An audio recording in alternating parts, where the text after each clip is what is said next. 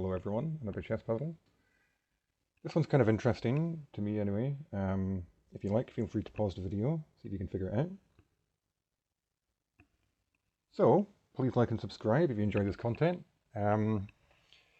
This one, there's not actually really that many candidate moves that I was able to identify. Like, it's a fairly, I don't know, there's not many pieces that are actually sort of attacking each other. We've got this attack on the knight.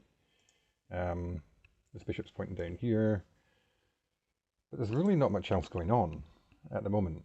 So I was sort of looking to see if there's any threats we could generate. There's really nothing. It's kind of a boring position in many ways, but so we have to look at what's there. So the thing that I spotted quite quickly was, we're attacking this knight, but it's currently defended by the bishop.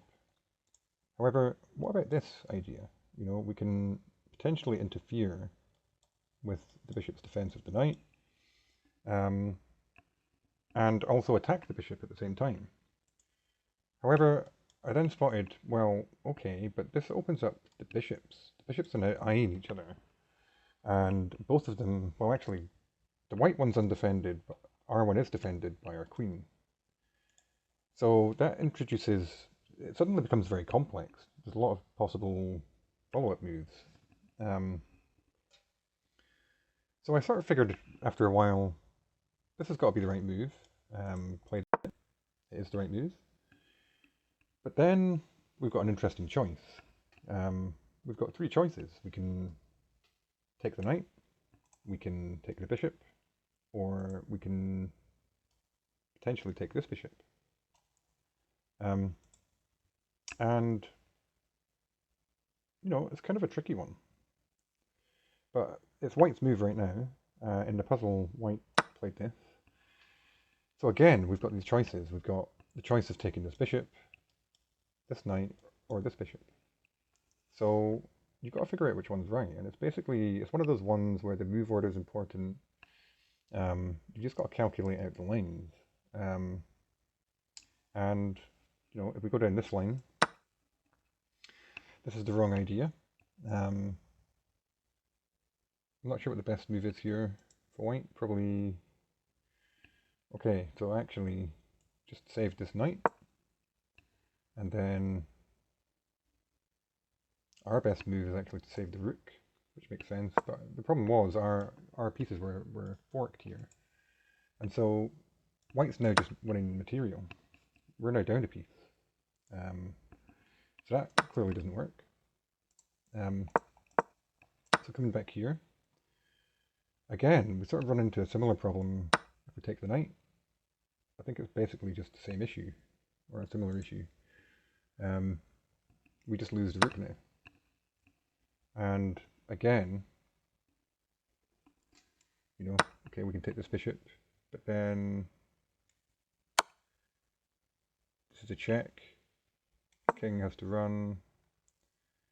Knight comes out, and here we're down material as well, and we're just losing. So those two don't work. So the only winning move is actually, and it sort of makes sense if you think about it, is to take the bishop. Because this obviously removes the threat from two of our pieces, and also generates another threat against this rook. So we're now threatening three pieces of white's. So we're definitely winning something here. The best follow-up for white is to block with the queen,